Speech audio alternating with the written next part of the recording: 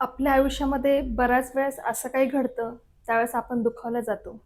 कुणासोबत आपली भांडणी होतात, कुणासोबत विचाराची मतभेद होते अ, किंवा कुणाच्या बोलण्यातनं आपण खूप दुखावलं जातो. त्यांचा राग येतो आपल्याला आणि हे सगळं झाल्यानंतर काय होतं, आपल्याला त्या व्यक्तीबद्दल तिरस्कार वाटायला लागतो किंवा त्याचा आपल्याला राग येतो आणि मग नंतर आपण त्याच्यापासून वरचेवर दुरावल्या जातो, दूर जातो.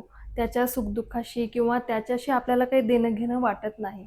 त्याच्यामध्ये आणि आपल्यामध्ये आपुलकी उरत नाही आणि हे सगळं कशामुळं, की आपल्या दोघांमध्ये काहीतरी वादविवाद झाला आणि याचं रूपांतर मोठं झालं, जेणेकरून आपल्याला दोघांमधलं जे मैत्रीचं नातं होतं किंवा कुठलंही नातं असू दे, त्याच्यामध्ये दुरावा आला आणि आपण दूर होत गेलो. तर याच्यापासून वाचण्यासाठी आपण काय करू शकतो, हे आता आपण या व्हिडिओमध्ये बघूया. तुमच्यातलीच तुमच्यासारखी तुमची मैत्रीण मी रंजना या माझ्या चॅनलमध्ये तुम्हा सर्वांचं मनापासून खूप खूप स्वागत करते. मैत्रिणींनो, आपल्या तब्येतीची काळजी घ्या आणि आपल्या कुटुंबाची काळजी घ्या. तर आत्ता मी जसं बोलल्यासारखं मुद्द्यावरती आपण येऊया, की आयुष्य आपण जगत असताना बऱ्याचशा अशा काही गोष्टी घडत घडत असतात, जे आपल्याला मनाला लागतात.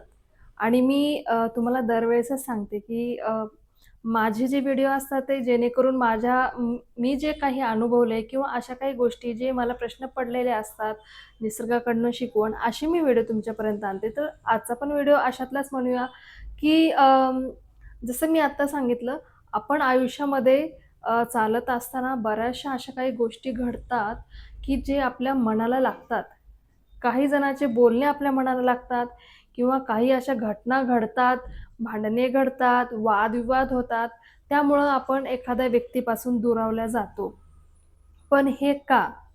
तर आपला जो इगो आहे, जो अहंकार आहे, त्याला आपण पकडून बसतो.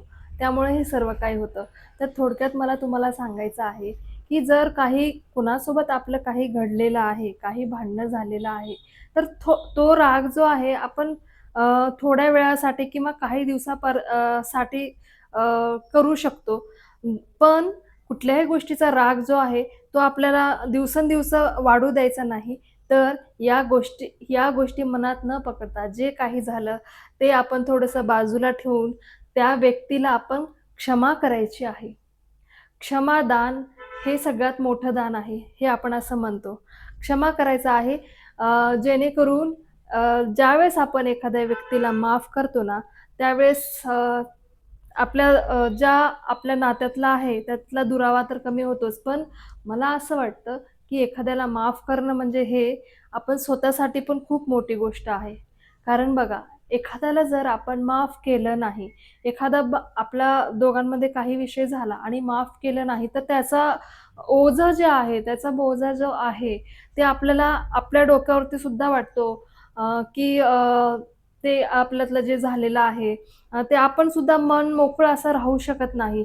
कुठेतरी मनाच्या कोपऱ्याला आपल्याला त्याचं सुद्धा अ, जे आपल्याला बोजा आहे तो जाणवतो, की आपण याच्यासोबत असा-असा विवाद झालेला आहे आणि आपल्यामध्ये जे आहे म्हणजे काही सुजाव झाला नाही किंवा आपल्या दोघांमध्ये ते मिटलेलं नाहीये, असं आपल्याला नेहमी वाटत असतं.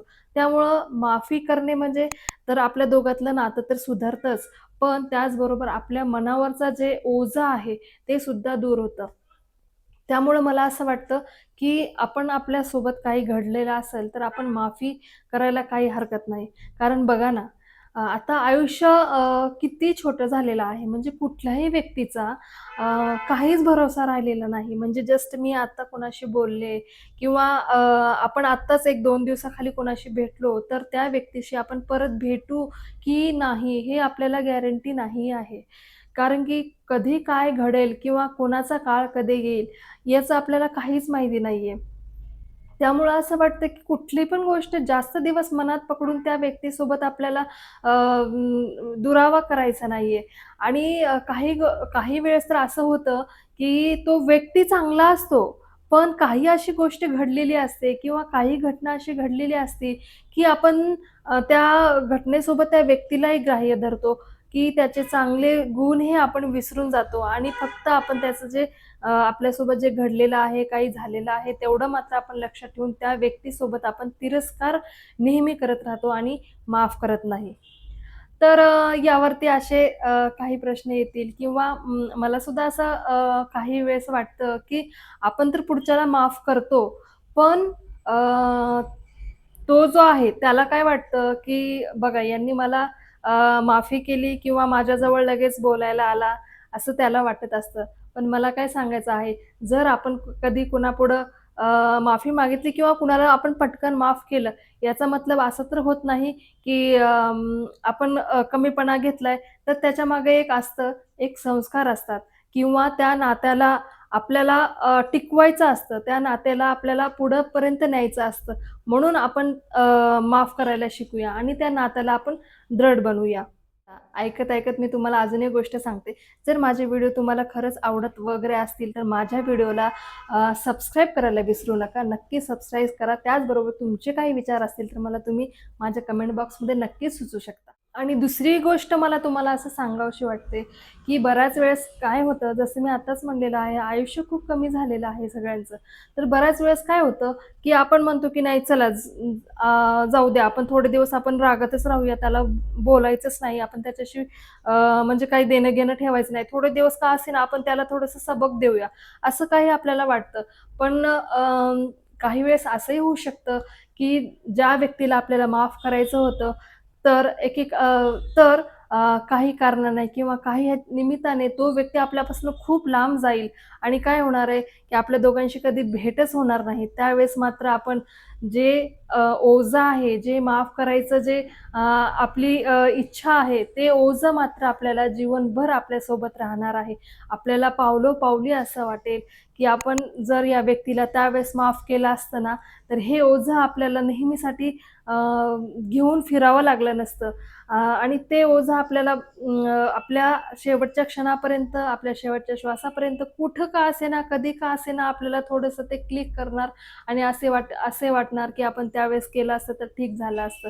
त्यामुळं मला यावरती जे उपाय आहे, म्हणजे भांडणं असो, रुसवा-फुगवा असो, यावरती जे उपाय आहे, मला असं वाटतं कुठलाही अं, भांडणाला असो कुठल्याही विषयाला आपल्याला जास्त लांबवत बसायचं नाही, तर तिथं आपल्याला सरळ-सरळ क्षमा करायची आहे आणि आपल्याला मोकळं व्हायचं आहे. पुढचा काही का विचार करेना की माफ केलं किंवा लगेचच बोलला, काही का असेना.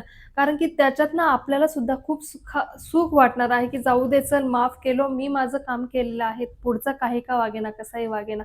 त्यामुळं आपण एवढं हे करायचं नाहीये, मनावर घ्यायचं नाही. हां आणि एखाद्या वेळेस सारखं-सारखं जर तुम्हाला वाटत असेल, की मी सारखं माफ करतो आणि त्या व्यक्ती मात्र तसाच राहतो, तर मग तिथं तुम्ही विचार करू शकता. पण किरकोळ गोष्टी जर असेल, तर तुम्ही राग न पकडता, कुठल्याही गोष्टीला मनात न पकडता माफ करायला आपण शिकूया. माफी केल्यानंतर मात्र आपल्याला खूप एक सुख जे असतं ते आपल्याला मिळतं किंवा आपण त्या गोष्टीतनं मुक्त होतो. तर ही जी छोटीशी गोष्ट होती, जी आपल्याला एक आनंद देणारच आहे, ज्यावेळेस आपण कुणाला माफ करतो. त्यामुळं मला असं वाटलं, की मला जे जाणवलेलं आहे, माफी केल्यानंतर काय होतं किंवा माफ नाही केलं तर काय आपल्याला एखाद्या वेळेस घटना घडू शकते. तर ती मला तुमच्यापर्यंत आणायची होती. म्हणून मी हा व्हिडिओ केलेला आहे आणि या व्हिडिओमधून तुम्हाला जर काही वाटलंच, की बाबा हां, म्हणजे यातनं काही शिकायला मिळेल, तर माझ्या चॅनलला नक्की सबस्क्राईब करा. त्याचबरोबर लाईक, शेअर करायला विसरू नका. धन्यवाद.